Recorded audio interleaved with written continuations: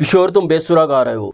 इस गीत की फाइनल डबिंग रफ़ी साहब करेंगे। जब ओपी नैयर एक गीत बना करके अड़ गए थे, कौन सा ये गीत था, क्या ये पूरा किस्सा था, आज इस पर बात करेंगे। चैनल पर नए तो चैनल को सब्सक्राइब कर लीजिएगा, बेल आइकन भी प्रेस कर लीजिएगा ताकि नोटिफिकेशन आप तक पहुंचती रहे। नमस्कार, मैं महेश कोहली बॉलीवुड संगीत के सफ़र से। दोस्तों, मैं जिस फिल्म के गानों की बात कर रहा हूँ, ये बहुत अच्छी फिल्म थी, मगर ये फिल्म इतनी चली नहीं थी जितने के इसके गीत चले थे। गीत बड़े इम्पॉर्टेंट थे इस फिल्म के अंदर, और गीतों की अपनी ही महत्वता थी उस समय भी और आज भी इस फिल्म के।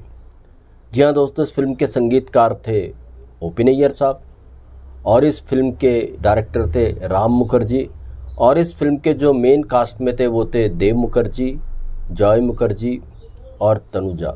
जी हाँ, ये फिल्म थी एक बार मुस्कुरा दो। एक बार मुस्कुरा दो के काफ़ी गीत जो है किशोर कुमार साहब ने गाए थे। लगभग 8 गीत इस फिल्म के लिए ओपी नैयर साहब ने बनाए थे। इसमें मुकेश जी से भी उन्होंने गवाया था। आशा भोसले जी तो खैर उनके लिए गाती ही थी। रफ़ी साहब ने भी इसमें एक गीत गाया था, और बाकी गीत किशोर कुमार साहब ने इस फिल्म के लिए गाए थे। सारे के सारे गाने नायाब थे, मगर ना जाने कि ओपी नैयर साहब किशोर कुमार साहब के प्रति उनका रवैया कुछ ठीक नहीं था। इसमें एक सेमी क्लासिकल गीत था, सवेरे का सूरज तुम्हारे लिए। जब किशोर कुमार साहब ने इसको अपनी आवाज़ में डब किया तो ओपी नैयर साहब ने किशोर कुमार साहब को कहा कि किशोर तुम इस गीत को बेसुरा गा रहे हो। खैर, ये गीत कंप्लीट हुआ और ये गीत इस फिल्म के अंदर आया, मगर इस गीत की रिकॉर्डिंग के बाद थोड़ा किशोर कुमार साहब सख्ते में आ गए थे। यार ओपी नैयर ऐसा क्यों कह रहे हैं। ये वो दौर था जब किशोर कुमार बड़े सिंगर बन चुके थे, आराधना आ चुकी थी लोगों के बीच में, और आराधना के गीत धूम मचा रहे थे। ऐसे समय पे ओपी नैयर साहब का किशोर कुमार को कहना कि तुम बेसुरा गा रहे हो, बड़ा अटपटी सी बात थी। काफ़ी कुछ हुआ इस बात को लेकर के भी, मगर एक वीडियो में बताना थोड़ा सा मुश्किल है, लंबा वीडियो हो जाएगा। जी हाँ, वो गीत जिसको रफ़ी साहब से डब कराना चाहते थे ओपी नैयर साहब। जब सवेरे का सूरज तुम्हारे लिए है और गीत रिकॉर्ड हो चुके थे, ओपी नैयर साहब किशोर कुमार साहब को कह चुके थे किशोर तुम बेसुरा गा रहे हो, सवेरे का सूरज तुम्हारे लिए। तो जब ये सब वाक़यात हो चुके थे और किशोर कुमार साहब इस गीत की रिकॉर्डिंग करके अपने घर आ चुके थे, तो कुछ टाइम बाद ओपी नैयर साहब का किशोर कुमार साहब को फ़ोन आया कि किशोर तुम्हें इस फिल्म के लिए एक और गीत रिकॉर्ड करना है। अब देखिए, किशोर कुमार साहब वो अपमान सहने के बाद भी कैसे दूसरा गीत रिकॉर्ड करने के लिए तैयार हो गए थे। जी हाँ, कारण था ये जो फिल्म थी, किशोर कुमार की जो बड़ी बहन थी सती देवी, उन्हीं के ये बेटे हुआ करते थे देव मुखर्जी, जय मुखर्जी। तो किशोर कुमार साहब के वो भतीजे या भांजे लगे थे। तो किशोर कुमार साहब के घर का मामला था। किशोर कुमार साहब अपने घर वालों को, अपने रिश्तेदारों को नाराज़ नहीं करना चाहते थे। उनके लिए उन्होंने बहुत कुछ सहा भी इस फिल्म के गीतों के दौरान। तो खैर, किशोर कुमार साहब को जब ओपी नैयर साहब ने बुलाया एक गीत की रिकॉर्डिंग के लिए, तो पहले उस गीत की रिहर्सल करा रहे थे, और ये गीत था तू हमारी थी जान से प्यारी थी।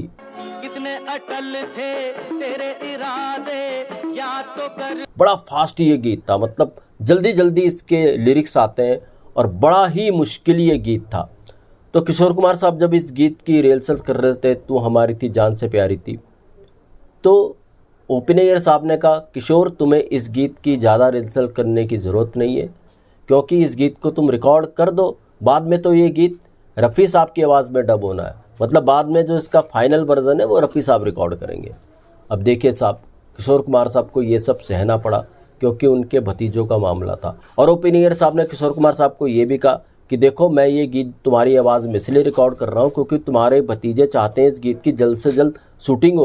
अब पिक्चराइजेशन के लिए प्लेबैक तो कराना पड़ेगा, इसलिए मैंने तुम्हें ये गीत गाने के लिए बुलाया। अब किशोर कुमार बहुत कुछ सह गए इस तरीके का बर्ताव कि यार सिर्फ डबिंग के लिए मुझे बुलाया, फाइनल इसको रफ़ी साहब गाएंगे।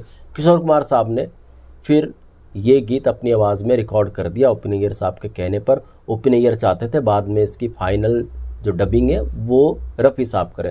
खैर साहब, ये सब बात ख़त्म हो गई, ये गाना शूट भी हो गया। जब ये गाना पूरा का पूरा शूट हो गया तो हुआ क्या था दोस्तों, ओपी नैयर साहब ने जब किशोर कुमार साहब से ये गीत रिकॉर्ड कराया था, किशोर कुमार साहब से ये कह करके कराया था कि रफ़ी साहब अभी विदेश हैं, हिंदुस्तान से बाहर हैं, जब वो हिंदुस्तान से वापस आएंगे तब उनकी आवाज़ में वो फाइनल डबिंग करेंगे, इसलिए जो रफ डबिंग है वो तुम्हारी आवाज़ में कर रहे हैं। ऐसा ओपी नैयर साहब ने किशोर कुमार साहब को बताया था। खैर साहब, जब ये गाना शूट हो गया तो ओपी नैयर को पता चला कि रफ़ी साहब भी विदेश से आ गए हैं, तो रफ़ी साहब को इस गाने की रिकॉर्डिंग के लिए बुलाया ओपी नैयर साहब ने। जब रफ़ी साहब रिकॉर्डिंग स्टूडियो पहुंचे ये गीत रिकॉर्ड करने के लिए, तो वहाँ पर देव मुखर्जी मौजूद थे, जय मुखर्जी मौजूद थे। तो ये दोनों आपस में कुछ चर्चा कर रहे थे। रफ़ी साहब ने उनकी चर्चा को सुन लिया कि किस बात पर कर रहे हैं। रफ़ी साहब को लग गया कि यार इस गीत की तो शूटिंग हो चुकी है। तो रफ़ी साहब ने आश्चर्यचकित होकर के पूछा ओपी नैयर साहब से कि ओपी नैयर साहब, क्या ये गीत किसी नए सिंगर ने डब किया है जो आप मुझसे दोबारा डब करा रहे हो? तो ओपी नैयर झूठ नहीं बोल पाए। ओपी नैयर ने कहा नहीं, इसको मैंने किशोर कुमार साहब से गवाया है और फाइनल डबिंग आप कर लीजिए। अब रफ़ी साहब ने जैसे ही किशोर कुमार साहब का नाम सुना तो रफ़ी साहब ने कहा, अरे दादा ने जब ये गीत गा दिया तो मैं क्यों दोबारा इस गीत को रिकॉर्ड करूंगा? मैं अपनी आवाज़ में इस गीत को बिल्कुल रिकॉर्ड नहीं करूंगा। दादा जो गा चुके वो गा चुके, अब मैं दोबारा इस गीत को गाने वाला नहीं हूँ। तो ये प्यार था रफ़ी साहब का किशोर कुमार साहब से, और किशोर कुमार साहब का भी प्यार रफ़ी साहब से कम नहीं था। तो रफ़ी साहब ने जब ऐसा कहा, ओपी नैयर आश्चर्यचकित हो गए। तो ओपी नैयर साहब ने रफ़ी साहब को कहा, खैर साहब जैसा भी हो, आप इस गीत को एक बार सुन तो लें, अगर इस गीत में कमी है तो कुछ बताइए। रफ़ी साहब ने ओपी नैयर साहब के कहने पर इस गीत को सुना, तू हमारी थी जान से प्यारी थी। और जब किशोर कुमार साहब का ये गीत रफ़ी साहब ने सुना तो रफ़ी साहब ने ओपी नैयर को कहा कि देखो, जो दादा ने इस गीत को गाया है, जैसा दादा ने इस गीत को गाया है, मैं खुद इस गीत को ऐसा गा ही नहीं सकता। मैं इस गीत को अपनी आवाज़ में कैसे रिकॉर्ड कर सकता हूँ? दादा ने बहुत अच्छा गाया है, मैं इस गीत को वैसा नहीं गा सकता जैसा दादा ने इस गीत को गा दिया है। ओपी नैयर साहब उनकी बात सुन करके, रफ़ी साहब की बात सुन करके खामोश हो गए। उनके पास कोई जवाब नहीं था और रफ़ी साहब इस गीत को बिना रिकॉर्ड किए चले गए।